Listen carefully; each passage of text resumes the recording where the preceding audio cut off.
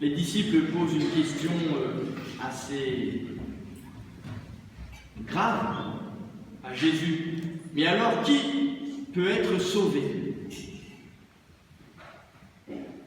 La parole de Dieu, nous dit l'Épître aux Hébreux, que nous avons entendu dans la deuxième lecture,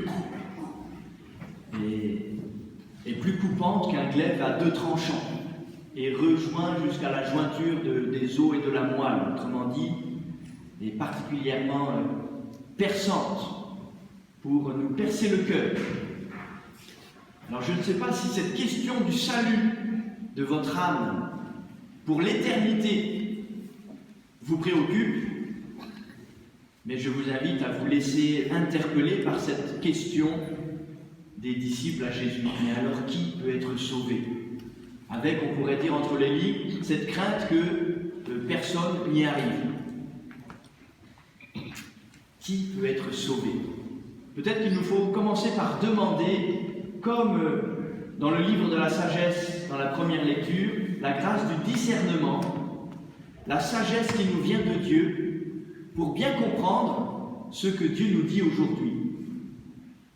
Il ne faut pas que nous esquivions en disant cette question ne m'intéresse pas, ou je préfère ne pas me la poser, puisque la liturgie de la parole de ce dimanche nous la pose. Il nous faut l'accueillir et demander à Dieu qu'il nous aide à comprendre.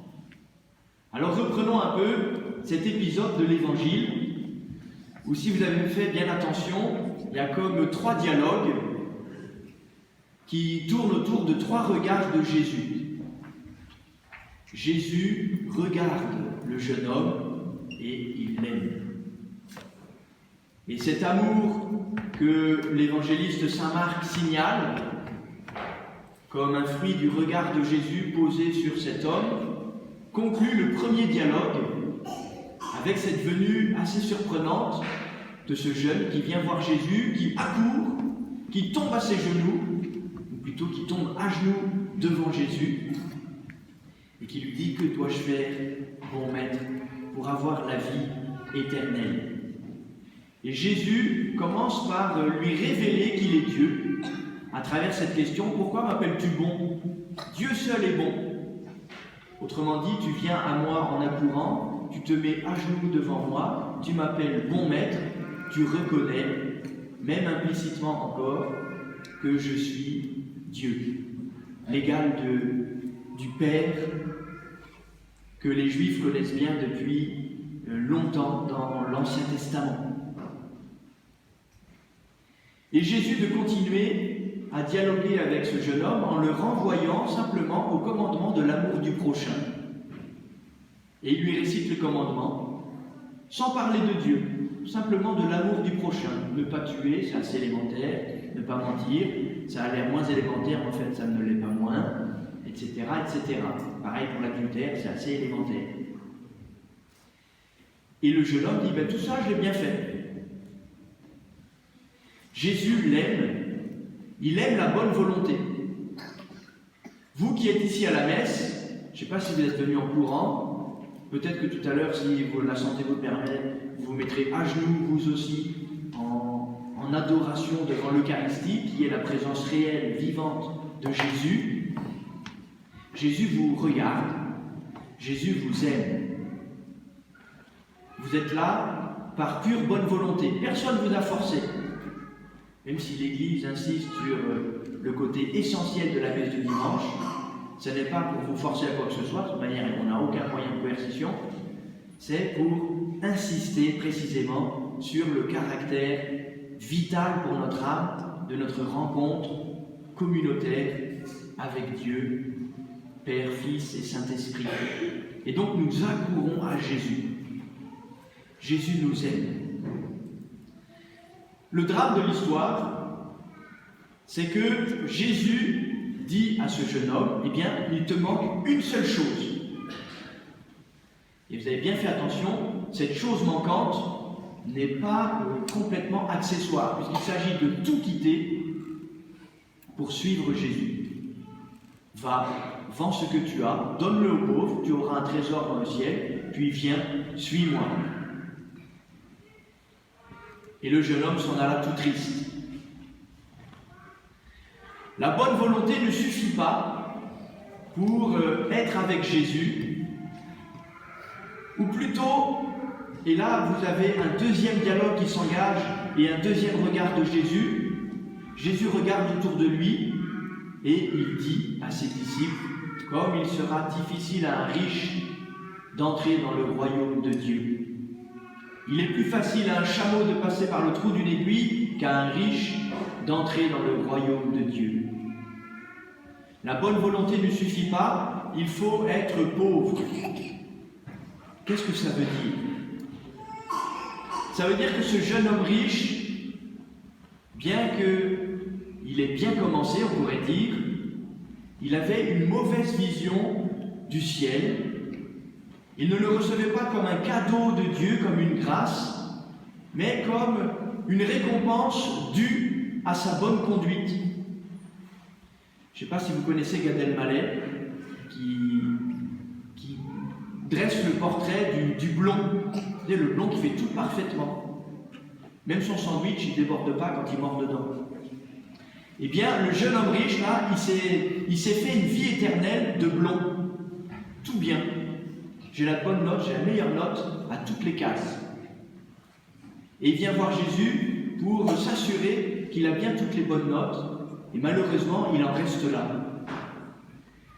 Et Jésus lui dit, mais la vie éternelle, c'est pas d'avoir des bonnes notes. La vie éternelle, c'est de m'aimer. C'est une histoire d'amour. Qu'est-ce qui est capable de tout quitter pour suivre quelqu'un, sinon un homme éperdument amoureux de sa femme? C'est qu'une histoire d'amour qui explique qu'on soit capable de tout quitter pour suivre l'être aimé. Il y a des jeunes mariés dans l'assemblée, ils n'ont même pas 20 ans pour la femme. Je vous les présenterai à la fin.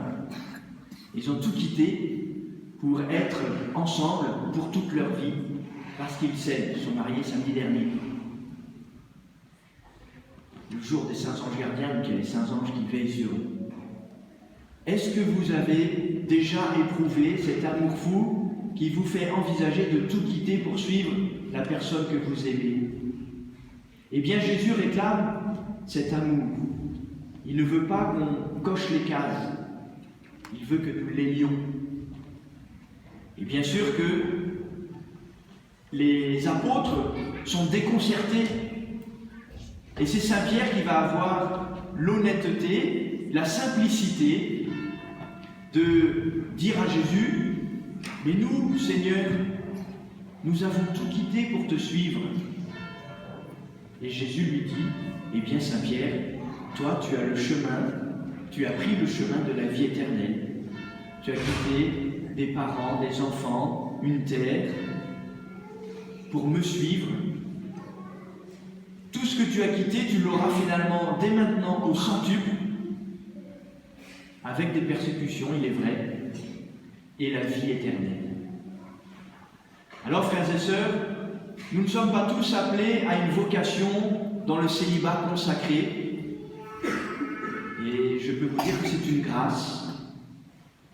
Mais c'est une grâce précisément qui ne repose sur aucun mérite de ceux qui y sont appelés. C'est une pure grâce de Dieu. Mais tous nous sommes appelés, néanmoins, d'une certaine manière, à tout quitter pour suivre Jésus. C'est-à-dire à éprouver pour Jésus l'amour de notre vie. Jésus, tu es celui que j'aime.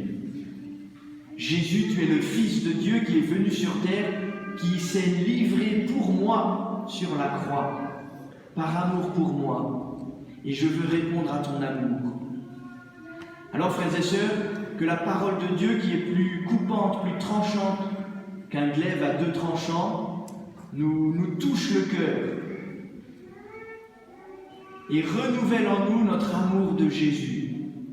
Même si nous avons besoin d'avoir quelques richesses matérielles pour subvenir aux besoins de notre famille, et c'est bien légitime, il faut quand même user de ces richesses comme si nous n'en usions pas, dira l'Écriture dans un autre passage, parce que spirituellement, nous sommes capables de tout quitter par amour pour Jésus.